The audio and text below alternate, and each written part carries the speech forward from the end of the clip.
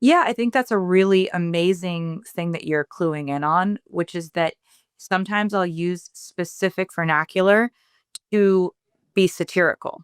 Like the entire first verse of Eldest Daughter is somebody trying to figure out how to say things that they've read on the internet, whether it be like apathy is hot or memes and trolling. And how do I keep up with how we're supposed to talk in order to describe how much we don't care when really we all care about something, right? So then you go to the pre-chorus and I go more into my own voice of I've been afflicted by a terminal uniqueness. I've been dying just from trying to seem cool. That's the so that's the kind of flip of every way in which I was speaking in this entire first verse was me trying to assimilate to the way culture tells us to be, which is like weird because like honestly, I feel like going back to the idea of a showgirl, they are tough in a way that's actually kind of old school tough, where they're going to smile on the outside and they might have a storm going on in their lives. Because it's work. To everyone else, it's like glitz and glamour, but they have no idea the work required to make it feel frivolous to people in the audience. That's the kind of toughness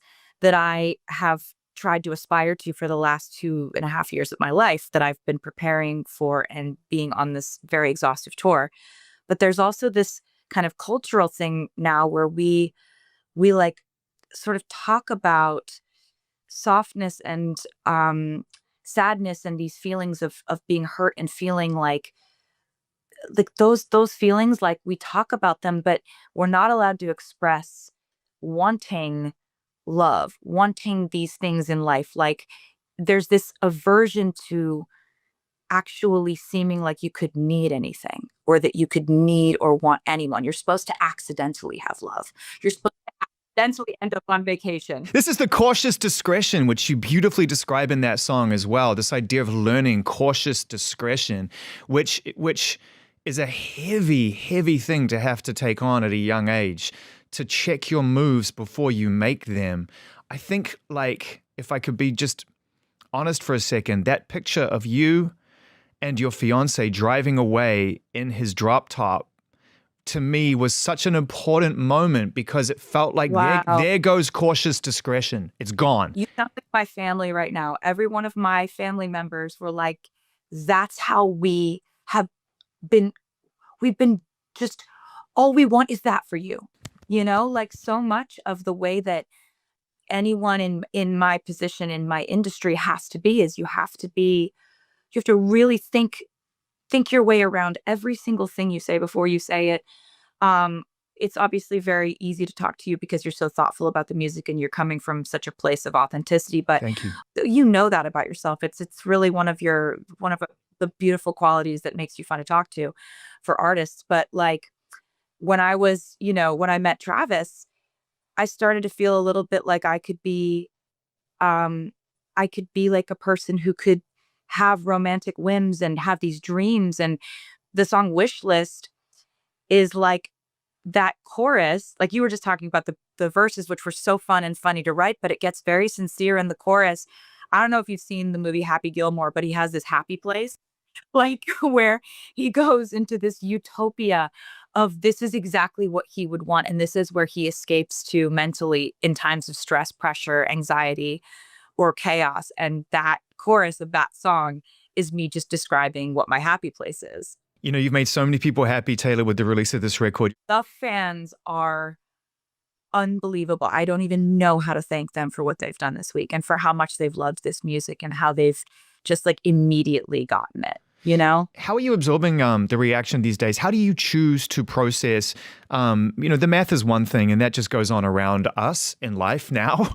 But then the real human interaction is what I know that you really still tap into. And when you have an album that's this big with so many people pouring their energy and being so invested in it, how do you absorb all of that in the days that follow? Because we're talking for real a few days after the album came out. Yeah, I mean, I welcome the chaos. The rule of show business is if it's the first week of my album release and you are saying either my name or my album title, you're helping. Um, and art, I have a lot of respect for people's subjective opinions on art. I'm not the art police. It's like everybody is allowed to feel exactly how they want. And what our goal is as entertainers is to be a mirror. Oftentimes, an album is a really, really wild way to look at yourself, right? What you're going through in your life is going to affect whether you relate to the music that I'm putting out at any given moment. And what I often love seeing my fans say is, I used to be someone who didn't like relate to Reputation. And now that I've been through some other things in my life, that's my favorite album. Or I used to be a like fearless girly. Now I'm obsessed with Evermore. Like, and we're doing this thing for keeps. Like, I have such an eye on legacy when I'm making my music. I know what I made. I know I adore it. And I know that, like, on the theme of what the showgirl is, all of this is part of it.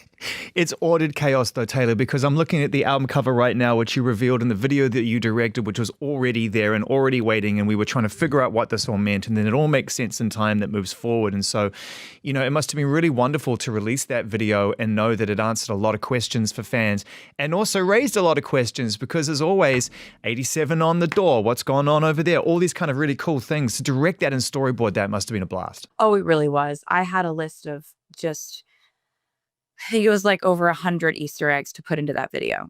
And I was just going through my list and checking them off one by one as we were going through our production design process. And it's a blast because the fans have made it a blast because they know that this all points to, you know, current art, past art, or future art. That's pretty much the realm of the Easter egg thing. So the fact that they care that much about the sort of canon of albums that I've made or plans I may have in the future, it's like I just am very honored by it, and it seems like they're still having fun with it. Like, as long as this is something that's fun for them, it's going to be fun for me to plan. Oh, I'm sure it is. And if you say there's over 100 or so in there, then I'm sure everyone's going to go right back and start watching that video again, trying to figure out what they haven't already figured out. I wanted to finish this brief conversation by talking about legacy and personal legacy and growth. The idea of being able to write in the moment, not necessarily be beholden to something you experienced previous, but honoring it by putting it out a year later or 6 months or 3 months later. And it being an album that's so full of joy and so full of humor, even about the things that probably used to drive you crazy, you're able to laugh at now, which I love as well. And so the question is that, you know, getting to a place where you can make an album like this, capture lightning in a bottle as you described it, what has it allowed you to leave behind? You've created new space to fill it with love and joy and all the things to come, but we're finite. What have you been able to leave behind by making this album? Making this album was really something I've been wanting to do for my entire career because I have always wanted to have fun in this type of way, to have fun, to exhibit mischief and be flirty and fun and make jokes and like get to have that side of my personality that's a huge part of my personality. A lot of people, like, you know, who are friends with me and when we meet in person and stuff, people realize that like oftentimes I get so serious, or I'm really known for a lot of my sad songs, my cathartic songs, or breakup songs or whatever, because I love to write those things. Um but that's not the place I'm in my life. So what I have left behind is something that really exhibits who I am in this moment, pays homage to the most important moment of my life, which was the exuberance and electricity of the Eras tour.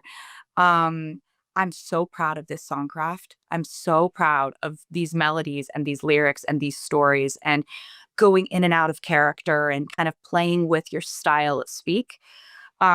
It's interesting. I I oftentimes have a recorder going while we're writing. And me and Max and Johan, our vibe is very like stream of consciousness. You sing this line, I sing the next line. Wait, wait, wait, wait, wait. What did you say 2 minutes ago? That second note was better in that. Can we go back, run it back? What did you say there? Um, and so what I just actually just put this out on iTunes is voice memos from when we were writing, because you actually get to hear us come up with these ideas, stream of conscious, in the moment, in real time. And it's pretty wild. I'm very lucky to get to experience that with people like them who are just, I mean, they're geniuses in my opinion. And I feel elevated every time we work together. In a rare electric moment that sent Swifties into a frenzy. Taylor Swift smiles, her eyes sparkling like Era's tour confetti as she spilled her dreams of motherhood with fiancé Travis Kelce. I've always pictured this wild, beautiful chaos, tiny feet pattering through our home, Travis teaching them to tackle life like he does on the field. She gushed, her voice a mix of pop star poise and giddy vulnerability. Engaged just months ago in a sunset proposal that rivals her most romantic ballads.